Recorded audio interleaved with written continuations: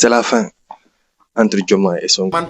Gars yi ñëpp gis nañ la sortie du président fan yi passé au King Fahd Palace.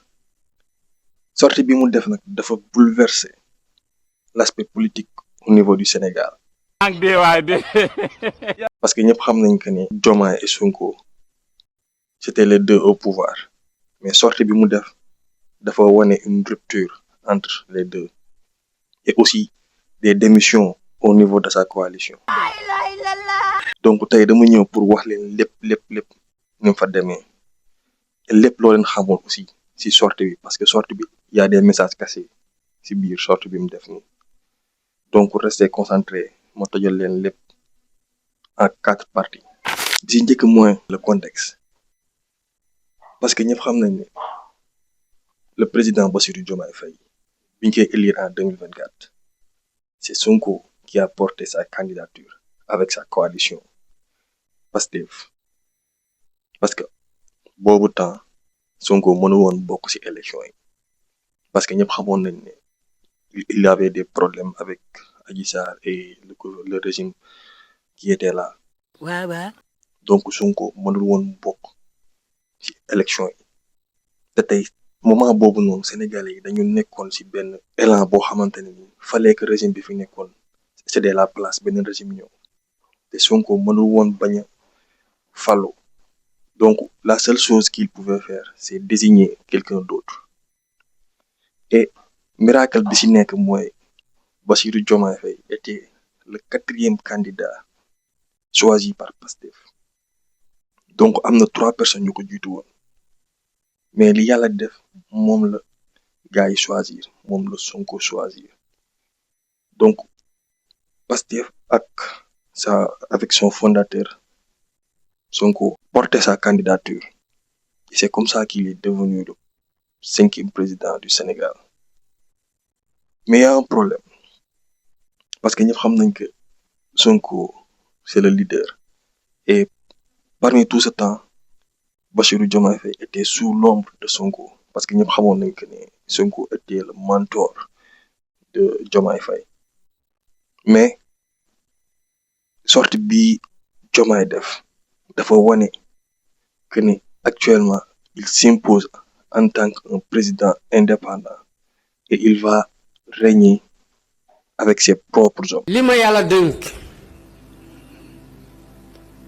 maa ngi koy saytu ak xel gu mat sëkk.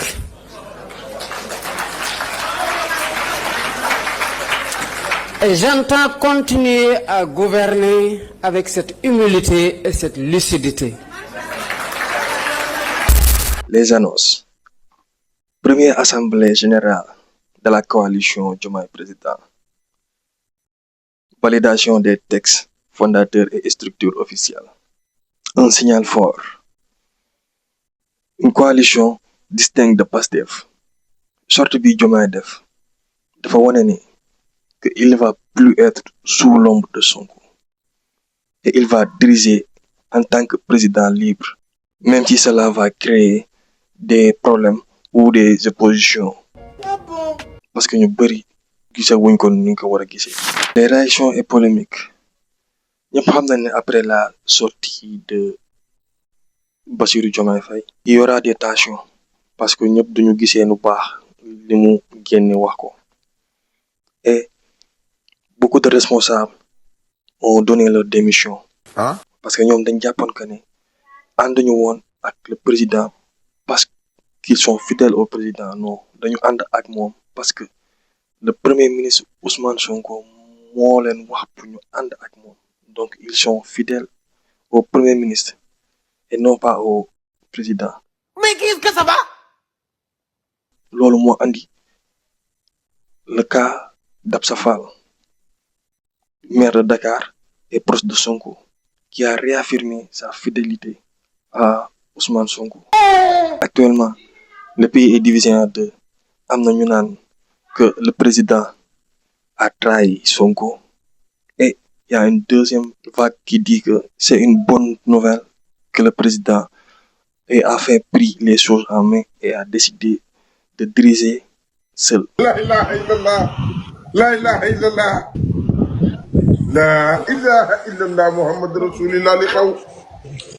Analyse et enjeu tey si côté politique mën nañ wax que ne lii sortie bi président bi def li mu mën a apporter comme avantage si gouvernement bi ak si Sénégal mooy la récomposition des alliances c'est-à-dire bépp contrat bépp structure boo xamante ne doon nga liggéey ak le gouvernement te nga daggoon sa contrat actuellement di nga mën a ñëwaat mën a signéwaat beneen contrat ak le régime actuel liggéey ak ñoom parce que ce qui était entre Diomaye ak Sonko n'est plus actuellement donc loolu mooy premier avantage bi sur l'aspect politique toujours la rupture définitive entre Diomaye Faye et Sonko c'est-à-dire ñoom ñaar ñu taxali ko définitivement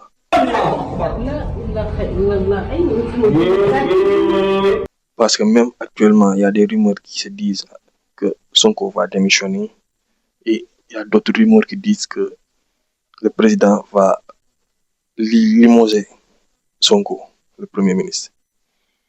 Donc, si aspect social, beaucoup de citoyens s'interrogent sur l'aspect politique du pouvoir. Du côté réseaux sociaux aussi, il y a un débat très haut qui est en train de se faire. Parce que nous il y a une trahison qui se fait.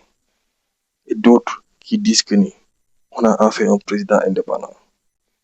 Et même il y a la sortie de Cheikh Bara Ndiaye qui tire toujours sur le président. jaay jomaay moo gën a jafe ci àddina waa léegi maanaam jaay jomaay moo gën a jafe ci àddina waa léegi xanaa xamoo fii ne nii may wax ak yow ji ñaa ko ci Moodu Mbàkke bari bu nu jëloon buusita mu concurrence jomaay billahi wallahi bu yeggee foofu ma la ko wax kon problème am na de Cheikh Bara parce que ñu ngi lay bàyyi ngay wax mais boo eggee fii faaw ñu def ndànk buusita ak jomaay bu ñu demoon élection billahi buusita fal buusita mi doon bëri mii ak jomaay barki sëñ Touba xuloo il faut 2 personnes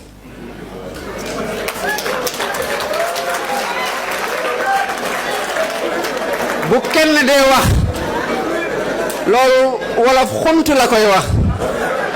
Ce n'est pas seulement un simple discours, mais peut-être le début d'une nouvelle ère politique au Sénégal. Diomaye Faye affirme sa position, quitte à provoquer des démissions et des polémiques au niveau du Sénégal.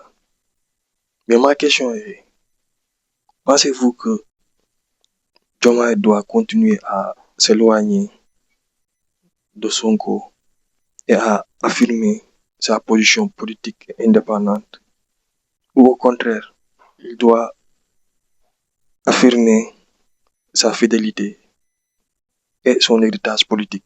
Donc, gars, vidéo bi loolu la woon leen di ñaan ngeen abonné, liker et partager sur ma chaîne Black Sniper.